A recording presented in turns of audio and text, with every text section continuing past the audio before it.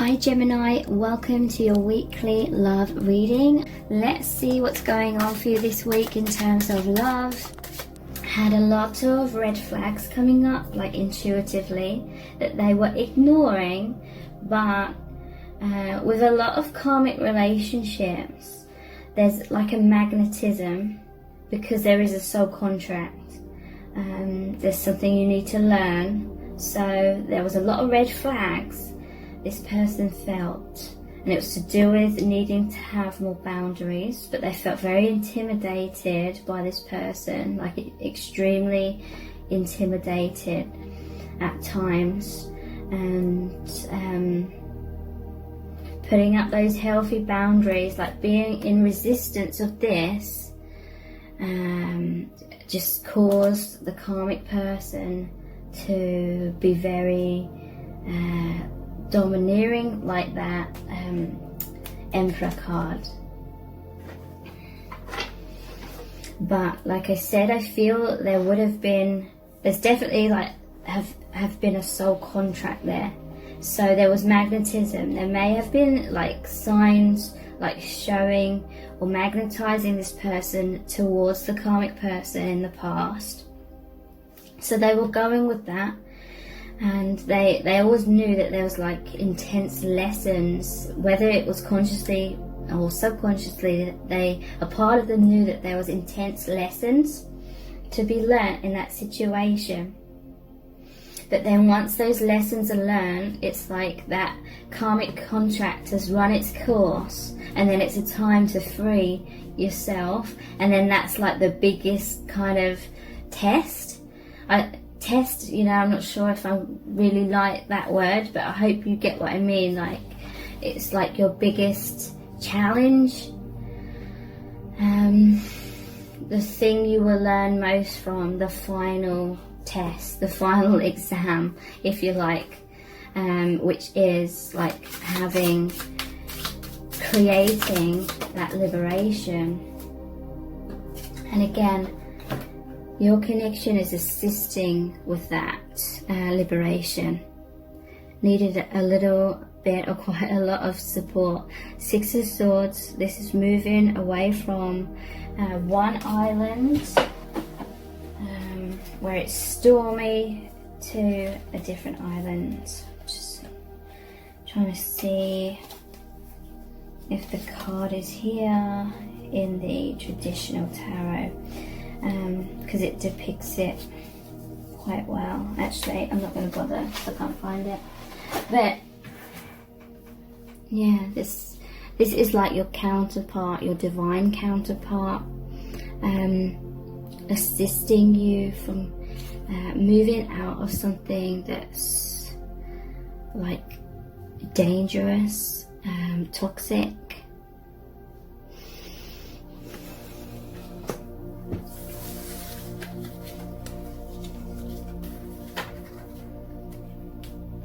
Okay, what time are we at? Okay, I'll look at a few more tarot cards and then we'll move on to some oracle cards.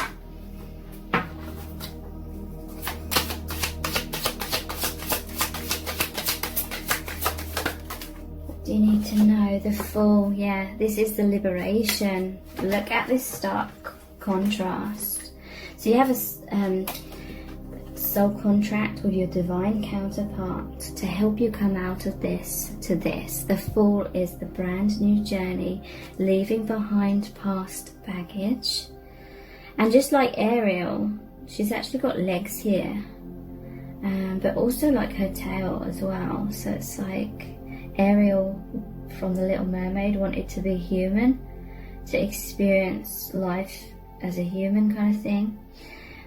Going down her own path basically. So there's definitely a liberation here,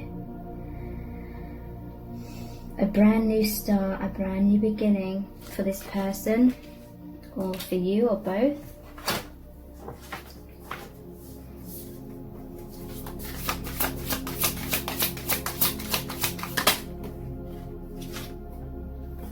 Seven of Wands.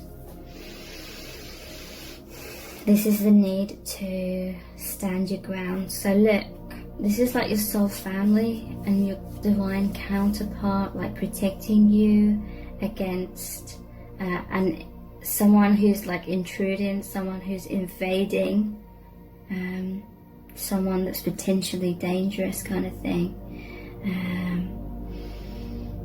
The karmic partner, the karmic person.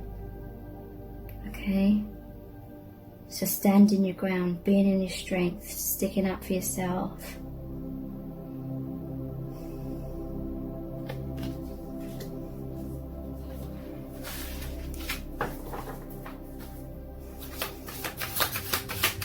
And, you know, pushing this person away, basically. You're not welcome, kind of thing.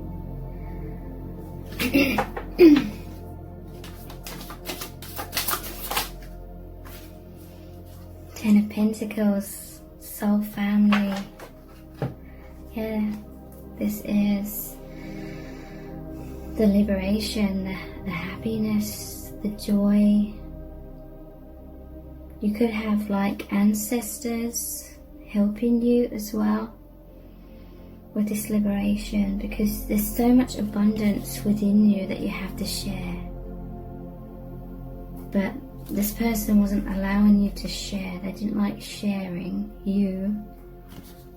They didn't like you sharing your energy, or they didn't like your person sharing their energy. But this is what this person wants to get back to, like the soul family, their truth, and just being happy and being loved and supported and being loving and supportive themselves.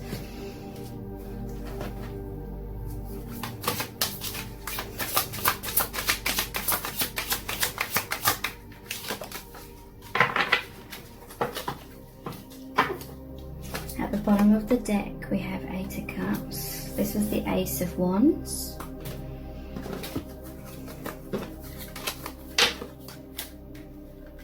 Ace of Wands, Eight of Cups, Ace of Swords, and Five of Cups. Okay, so aces are about brand new beginnings, passionate new beginning. This is saying that you're strong.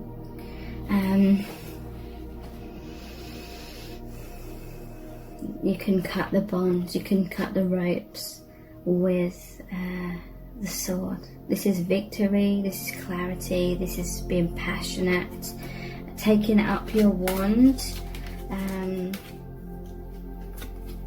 to fight for your freedom.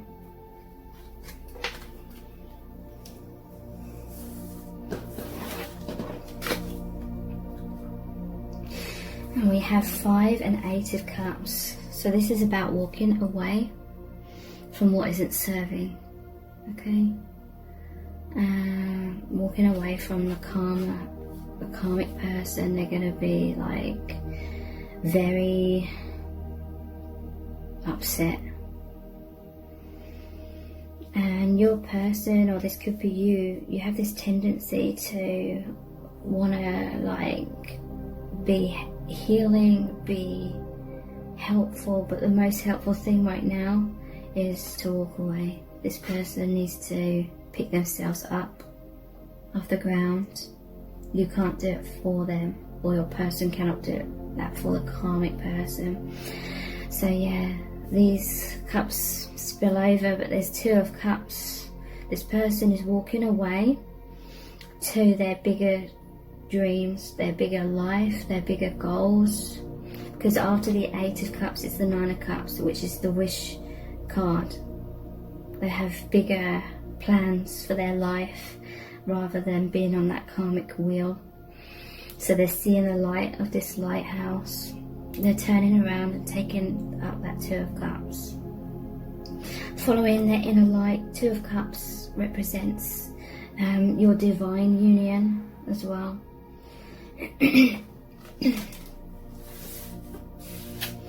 Okay, so let's look at some oracle cards.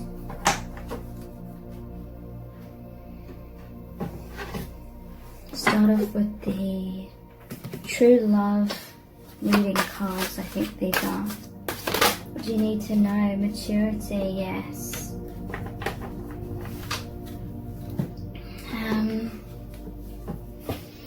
There's a maturity of the heart, like you go through a lot of karmic situations, a lot of relationships of all kinds to learn about love, and the more mature heart realizes that you cannot be a savior. You can help people, you can assist people, but ultimately they need to help themselves. This card is all about taking responsibility for your own emotional well-being as well. And you've learned so much. Spirit is watching over you.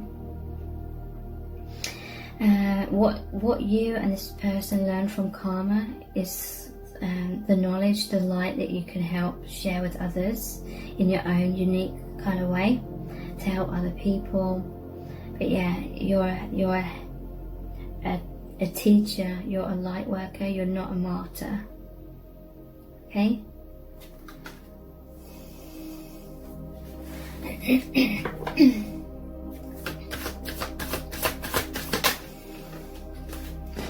Intimacy. So this is you and a divine counterpart. This is like true intimacy. It's a freeing, liberating kind of love. Immature love is filled with a lot of attachment. It's filled with a lot of codependency and fears. And I don't mean that in any judgmental kind of way, because we all go through it. We're all supposed to go through those situations to learn. But with a divine counterpart, it's like unconditional. It's definitely freeing. It's certainly not this. Very freeing, very liberating. And you did pick the Ace of Cups, so you're helping each other learn self-love. You're helping each other to open your hearts and believe in love. Maybe that there's someone or both of you that have been sort of holding on to karmic situations or situations about learning, because there was a fear of fully opening the heart and trusting in receiving an unconditional love, unconditional soulmate love, something like that. There's the thorns here. So yeah, everyone, or practically everyone, has to go through these thorns, the difficulties, the challenges, the lessons, the pain, in order to have the mature heart, the balance within themselves, balance within a relationship kind of thing with another. Manifestation. So yeah, there's the infinity symbol here again, the sunflowers, which is the sun, the light, the healing. This harmony, this connection was manifested because that's who you truly are. Your true self was kind of a bit hidden underneath fear-based situations, but your true self is powerful and manifested this true reflection of who you really are, so you can become more of who you really are. These are the Starseed Oracle cards. We have baby steps, inner earth, action, follow your intuition before it makes sense. Okay, so this person may not have taken action, or they may have taken some baby steps in the past for this liberation, but they were confused. They weren't in the past fully clear in their mind about what they should do. There was doubts, a back and forth kind of energy. But this is really saying follow your intuition. Don't try and make sense of things. Logically follow what your intuition is saying. Inner Earth, you'll survive this. New solutions and beginnings. So yeah, there's solutions to this liberation. And if you're going through this difficult ending of karma, you will survive this. This connection, this intimacy with your divine counterpart really helps you to survive. It really helps you to come out of fear and back into your strength, because you're feeling called now to do this. Soul gifts and training, it's time to step up. Okay, so maybe there was a period of time where this person didn't really know where their life was headed. They didn't know what their meaning was. So maybe they just tried on some sort of karmic situation. They tried it on for size. Obviously they didn't consciously know in the beginning that it was a karmic situation about intense lessons. But now they're feeling called to step up and not just... Sometimes it's easier to just stay stuck on that merry-go-round in a way, or it feels like the easy option. You can kind of just hide out in that situation and not really take responsibility for yourself, and you just kind of feel lost, so you're just going in circles in some kind of way. And yeah, until you make more sense of where you're headed, who you are, what you want, what you don't want, kind of things. Certain karmic situations help you realize who you are, what you want, what direction you want to go in. And now you realize that. You realize you just want to be who you truly are. Or this person's realizing that they need their liberation, because it's become extremely suffocating, and their soul, their vibration literally cannot be contained within this cage anymore. And so you're walking through this new gateway. Soul gifts and training, okay? This was intense training, but now it's time to step up. You're called to share this more in the world. So let's look at the chakra wisdom cards.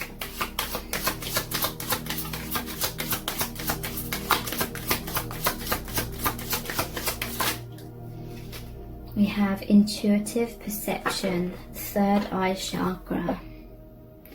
I know that what my intuitive senses tell me are true. Okay, so it's time to step up and listen to your intuition.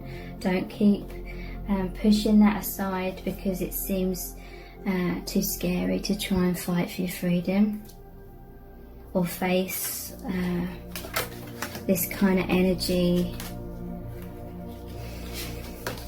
like of a farewell, where you're going to feel really bad, like feelings of guilt. Release feelings of guilt. I open myself to the truth that is within and around me, and I know that it is there for me to receive. I practice in developing my intuition, and I know that it is a major aspect of who I am. In the stillness and silence of meditation and contemplation, I will experience and know the truth. So it's like, it's time to step up and be honest with yourself, or this person's stepping up and they finally feel strong enough to be honest with themselves, because they were pushing that truth to the back of their mind for a long time. Crown chakra, divine intervention. I honor a higher power, and I know that anything is possible. I let a higher power have a more active presence in my life, and I know that my life is divinely guided. I surrender to this truth. I know that I am loved, guided and protected by a higher source. So we had like 2 knights come out, I believe, and they're like the messengers of the divine in this reading. So your counterpart, your connection is the messenger from the divine.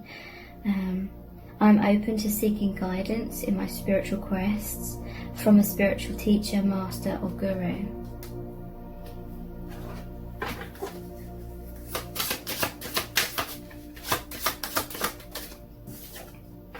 And heart chakra, unconditional love. This is what you and your divine counterpart have. I allow myself to be open to giving and receiving love without fear of rejection. Okay, so that's what I was talking about. Maybe your heart was caged up. Maybe you had fears about getting hurt. You know, maybe you've been through a lot of those thorns and got hurt. So subconsciously you're avoiding how scary like a deep, profound love is by kind of hiding out in lower vibrational connections. But this divine love is reopening your heart, making you like believe in like true unconditional love again. I give without expecting recognition or acknowledgement in return. When I'm loving to others, I'm helping bring out the innate love within them so they also feel uplifted, worthy and cared for. I love myself the way I am, not the way I was or could be, and I extend this love to others. I teach others how to love and respect me by how I love and respect myself. So yeah, this person is having self-respect and valuing that more than trying to be a martyr, because that isn't helping anyone in truth. We have the Universal Love Oracle cards. What do you need to know right now? Transmutation. Okay, so this is reminding me of that angel card which came out, like the Phoenix energy. Here it is. Your divine counterpart has come in. That's the divine intervention to help you transmute the karma, the blocks, free yourself, making that transition a little easier to bear.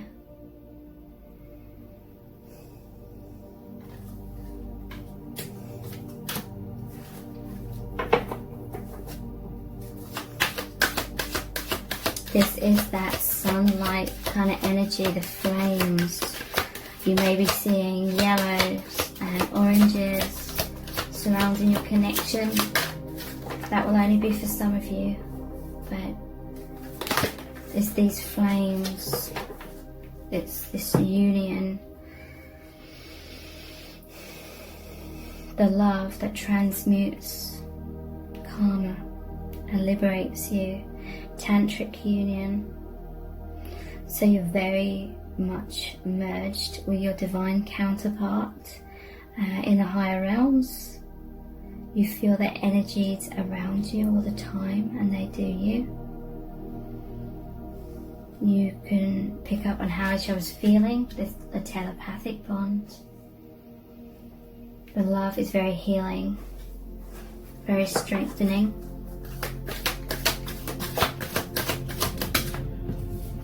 And we have heaven on earth. Yeah, that's what this bond is. Heaven on earth. It's that gateway. It's that communication on all levels from the divine. That divine intervention. So we're going to finish off this reading with a Rumi Oracle card. This is going to be a super powerful message from your angels. What do you really need to know about this connection right now? I'm just gonna stop the video and restart it, because after an hour the video restarts and I think sometimes it cuts off what I'm saying. Okay, so what do you really need to know? We have number 14, let love transform.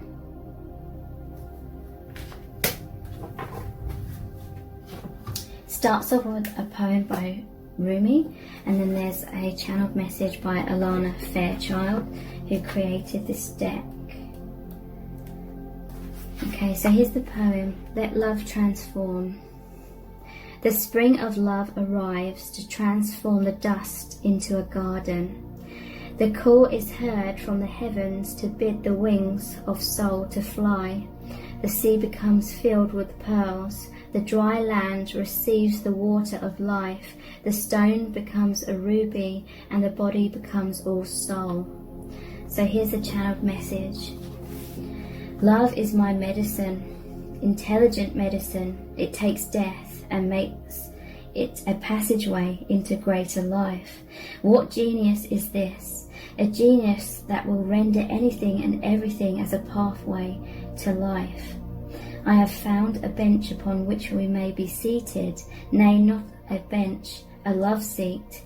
It is carved of precious ruby. It sits under the gentle shade of an ancient tree that thrives in love's garden.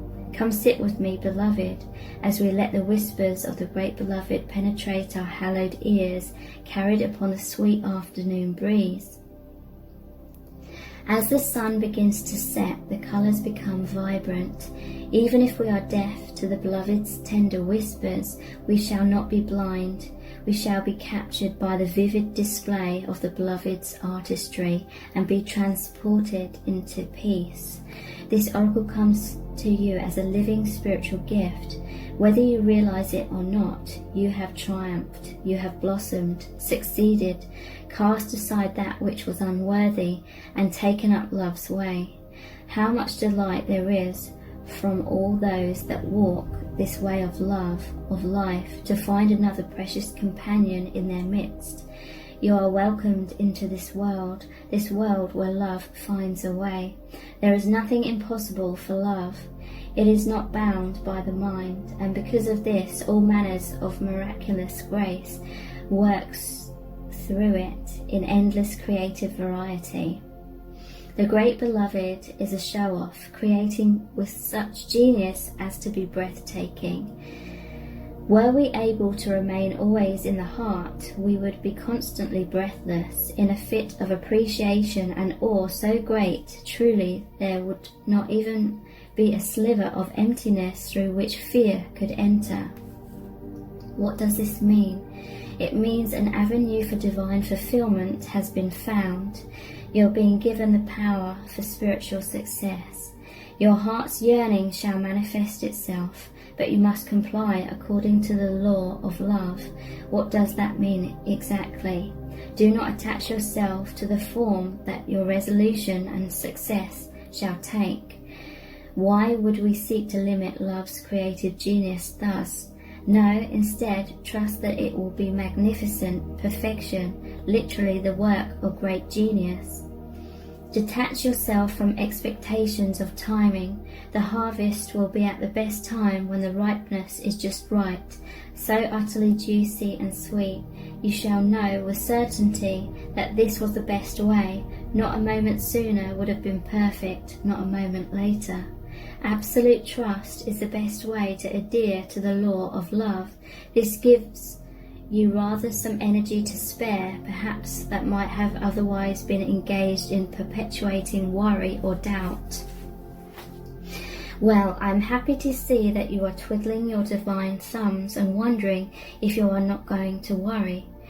If you are just going to surrender and trust, then what exactly will you do with yourself? Well, of course, you can just live your life, but perhaps you may want to dance barefoot and wild with me upon the cool sand at midnight under the fullness of the harvest moon.